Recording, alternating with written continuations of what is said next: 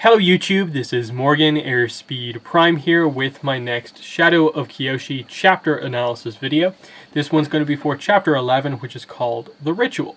So this is a setup chapter for like the middle section of the book here. We had the garden party, we've had the attack from Yoon, Kyoshi's met the Fire Lord. Now there's a need to keep Hei-Ran safe because we know Yoon is after her. So we need to just resolve where are we going next, how are we going to keep Hei-Ran safe, and also have some discussions about what's the next step. How do we investigate, what's happened to Yoon to try and snap him out of this? Then the question comes up of like, wait, how was Yoon like so incredible in that fight that just happened? He shouldn't know how to do such like killing lethal moves. And so they're forced to reveal, yeah, we basically trained him to be an assassin. And that changes Hei-Ran's relationship with Rangi. Rangi gets upset. Kyoshi has to go, comfort Rangi after this reveal comes out. Hei-Ran comes out, does something quite very, very fitting in a way, given the situation that she's in, but almost like unexpected to almost see in the book, but really interesting. And then it's just a setup for like, yeah, we're heading there next, basically. So this chapter is actually packed with information. I don't know how I'm going to get through all of it pretty much. But anyway, the first thing we go to here is to, Hei-Ran just basically at breakfast is just like, so Yoon wants to kill me. Let's talk about this. The Fire Nation's basically on lockdown, so Yoon realistically is still in the Fire Nation. That's the one thing they can sort of confirm. But how are they going to actually find him? The question comes up then about, okay, how much do you know about Father Glowworm?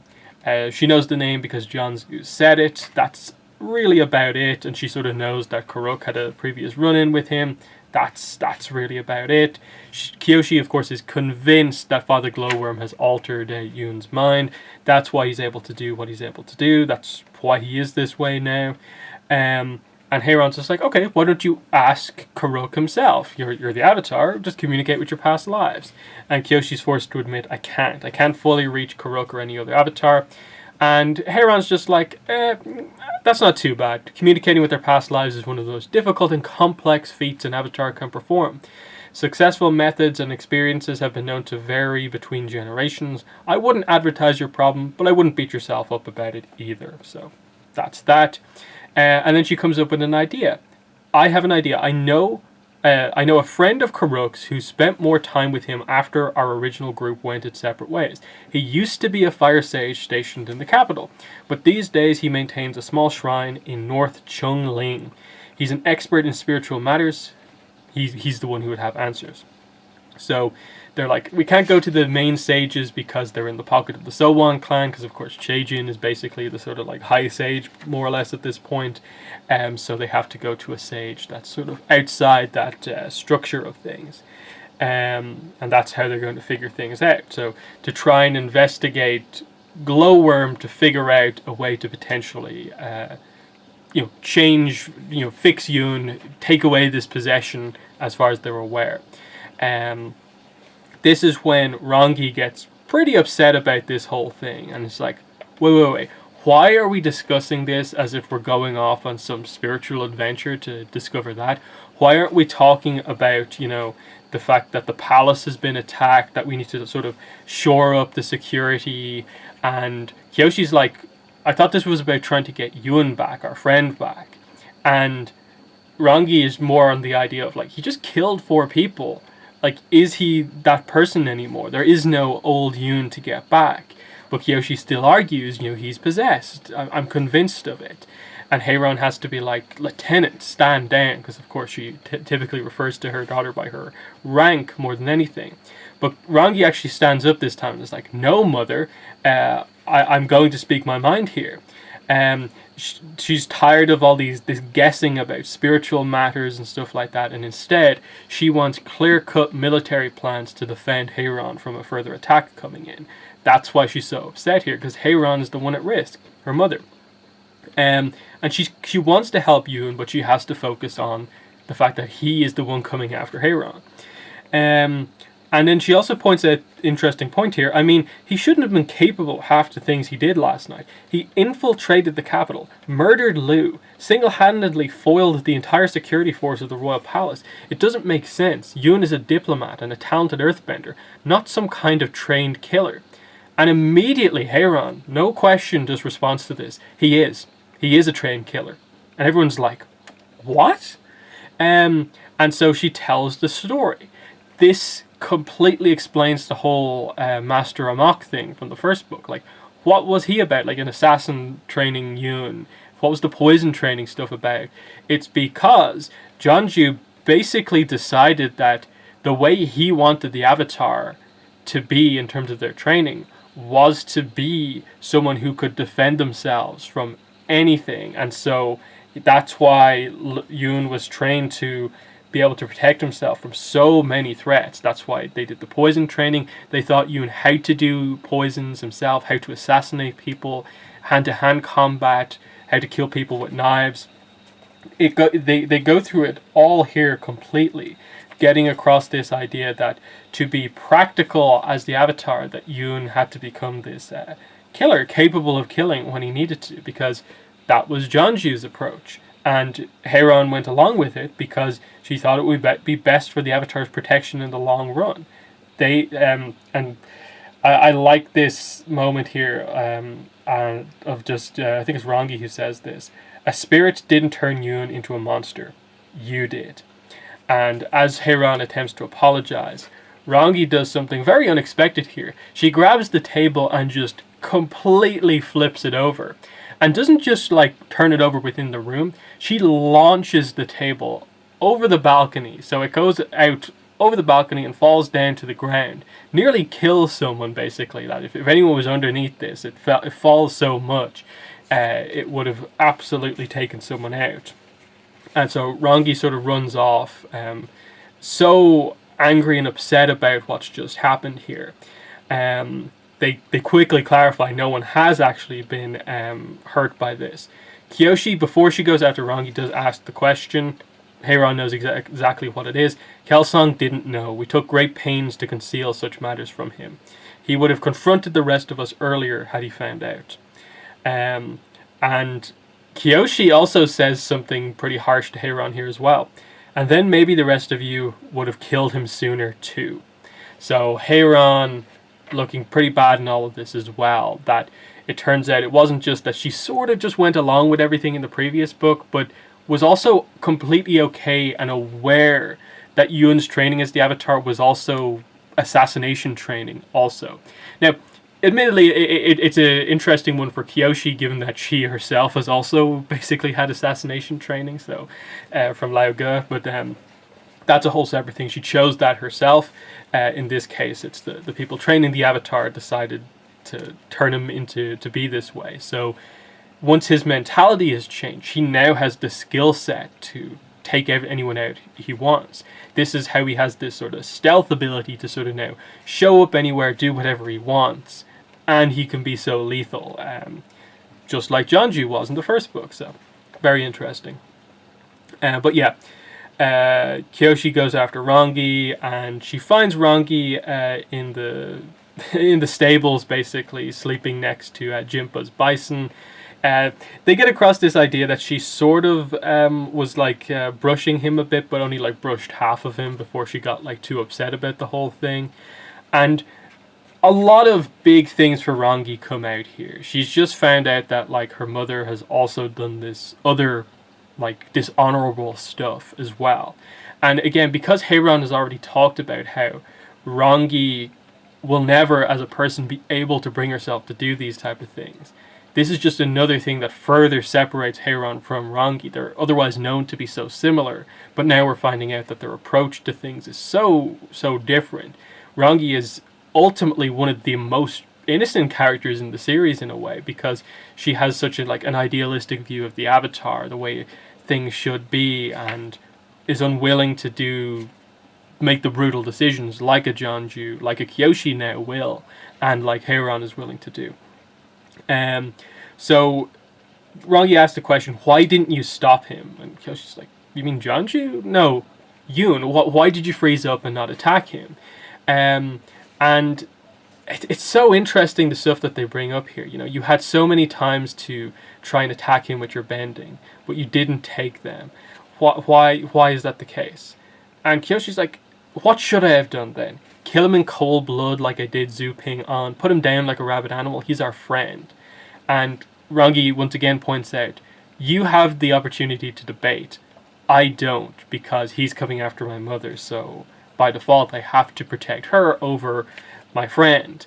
And she just points out that, like, what if he goes after you? And Kyoshi defends this and is just like, he wouldn't. But then Rangi points out, look at your clothes, Kyoshi. He did attack you. If you weren't wearing your armor, you'd be badly injured or potentially dead, such as the blow she took from that. And then Rangi, the reason she's so upset is because she's blaming herself for this, because she was advocating that Kyoshi not wear the armor. And if Kyoshi had took her advice and not worn the chainmail, Kyoshi probably would be dead.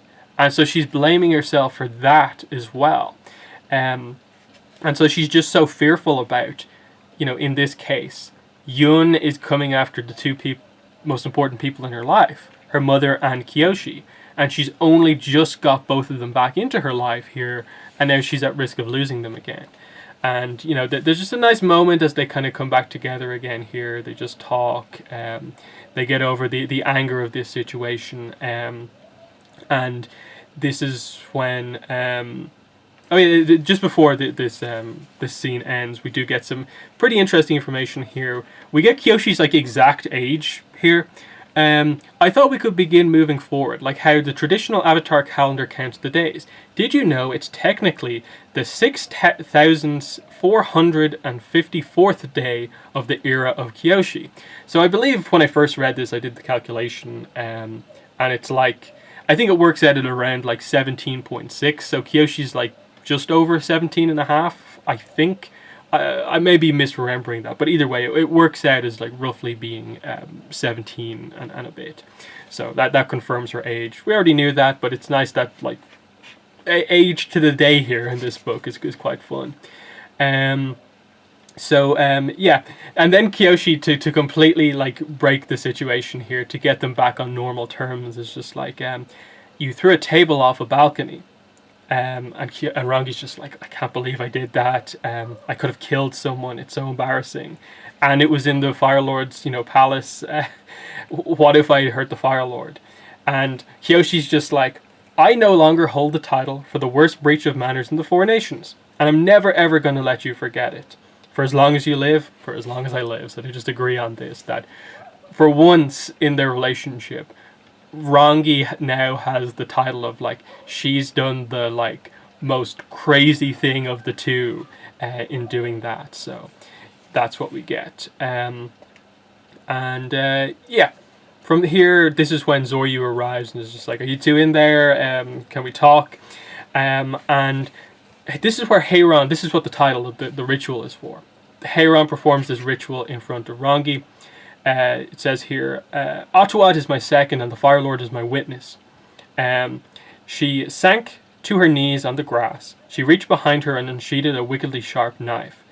Hei-Ran pinned her daughter in place with a glare. After what I've done, you would protest? Consistency, Lieutenant. No one gets to escape the consequences of their deed. This was a long time coming.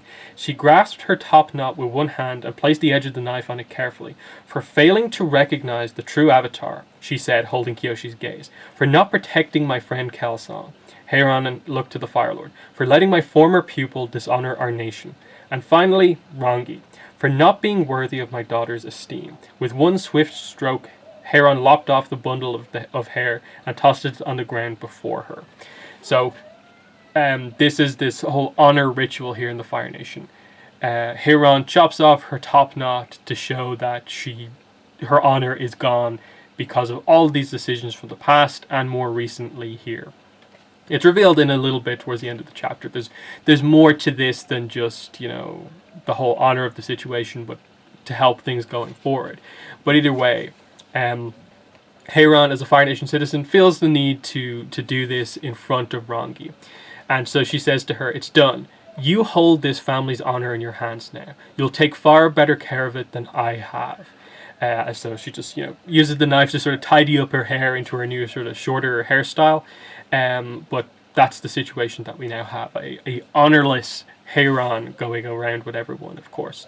But it doesn't mean that Hei-Ran is now just out of the story. This is more of a shift in the character to being the character who always refers to Rangi as like lieutenant, to now she's actually just Rangi's mother. So she's going to refer to her as her daughter, or in this case, as we get into quite heavily, young lady.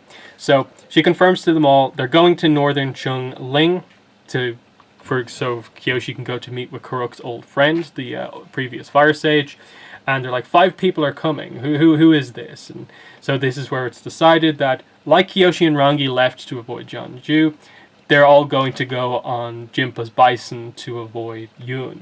So I suppose the 5 people are going to be Kyoshi, Rangi, Hei-Ran, Atuat, and Jinpa. They're the 5 people that they're heading off together. So that's what's happening here. Rangi tries to protest that, like, we haven't discussed this completely yet. This is not what we're going to do just yet. But Hei-Ran makes all the valid points and so on.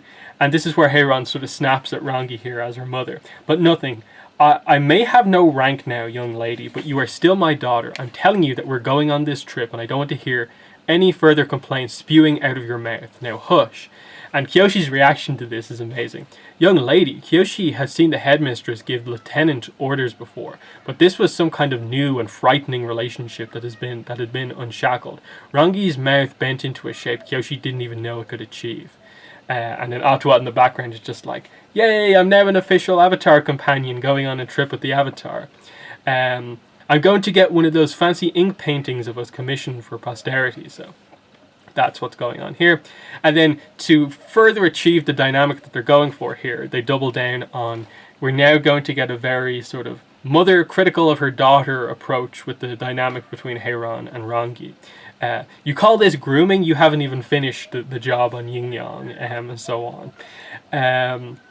But yeah, really good stuff up here. It's also just a little bit of character on Yin Yang. What happens here?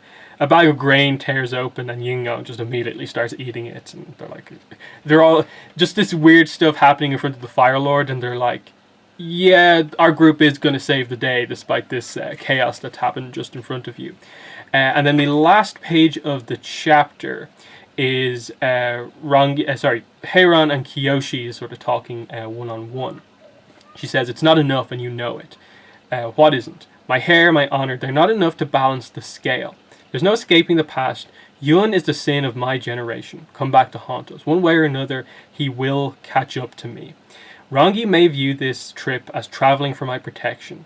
You see it as a search for clues, but from my perspective, we're luring Yoon away from the palace. Out in the open, I'm coming with you to act as bait. You will use me to draw Yoon in, and you will let him kill me if you have to. I don't think you have a good chance of capturing him without a sacrifice. And Kyoshi tries to protest that, like, Rangi will not allow this. And Hei-Ran just says, which is why I'm talking to you right now and not her. The stability of the Fire Nation is more important than my life. The other reason I cut my top knot is so that there'll be no further disgrace to the country if he kills me. An honorless person does not need to be avenged. I can bear any insult because there's no more person left to insult. As far as I'm concerned, I don't deserve to escape Yoon's wrath any more than Jeonju deserved to escape yours. My death might actually close the books on this nightmare, an upside I'd accept without hesitation. My daughter would never listen to me on such matters, but I can trust you to do what needs to be done. Right, Kyoshi? And Kyoshi is forced to sort of nod in agreement to this. Good girl. So, sort of behind Rangi's back, her mother and her girlfriend have just basically agreed to this terrible plan that they sort of see as being potentially the only way they're going to get the one-up on Yoon, which is by using Hei-Ran as bait, and that Kyoshi, when the time comes, is going to let, if a situation arises, going to let Yoon take out Hei-Ran if it can give them the advantage that they need to take him. And, there's a little bit of narration during this that I think is quite good. For the sake of Rangi, she should have refused Hei-Ran immediately, but the headmistress's chilling logic was brutal and elegant at the same time. It boggled Kyoshi how easily Hei-Ran had come up with the trade. So just how direct, set in stone, clear-cut Hei-Ran's idea is. And obviously, she's just, removed her honor here to... After revealing her role in, I suppose, the training of Yoon, the full extent of the training of Yoon, how they turned him into part assassin, part avatar. And this combined with just her actions or inactions having led to sort of the death of Kelsong, what happened to Yoon. She blames herself for all of this, and she sees her daughter as being someone who is much better, that she will maintain the honor of the family so much better than she has over the course of her life. And she can be fine with that, which is a vote of confidence for Rangi, but it's also, like I said earlier on, it speaks to how well done the scenes between Kyoshi and Hei-Ran are. That Hei-Ran is aware that her daughter can never be like this. She could never have Hei-Ran agree to she could never have Rangi agree to this. But she knows Kyoshi because of what happened with Jeonju and Zhu. Kyoshi is willing to see the value and logic of a situation like this. So, very, very, very interesting stuff. Just once again highlighting the character that Kyoshi is, she can see the brutal logic of this. And I think that's just very, very interesting. And it's also going to be a point of conflict, I suppose, coming up. When they meet Yoon again, Hei-Ran is almost like asking to let herself, asking everyone around her to let herself be sacrificed to Yoon, to just create an opening. So how is Rangi going to react to that, given how she's already reacted to hearing all this other stuff in terms of the dishonor of Hei-Ran? Already Rangi was sort of upset about, like from the first book, hearing about how in Agni Kai's for the position of headmistress she killed people. This now just adds to that as well, knowing that her mother sort of helped to, I suppose, give Yoon the tools that are now going to be used to potentially kill people close to her. So I think very good chapter for Hei-Ran and Rangi, but also, Kyoshi as well. Just her being sort of in the middle of this difference in ideals, basically, between mother and daughter here. And, you have the emotion closeness of Rangi and Kyoshi and how much they trust each other. But then Hei-Ran having that aspect of her, that brutal edge, that she's aware Kyoshi has as well, that they can bond over, and that Rangi doesn't have that. I really like the writing of this chapter. It's really, really well done. And then the setup of like, okay, this is where we're going. This is our group for this book. We're heading to northern Chungling to meet a former fire sage. And he's a great character when we get to meet him. The details surrounding him are wonderful. I'm very excited to get to the next couple of chapters. Because the next chapter is literally called The Fire Sage. So really good stuff. But yeah, that's been my thoughts on this chapter of the book. In the comments, let me know what your thoughts were. But that's been the video. Thanks for watching, and bye.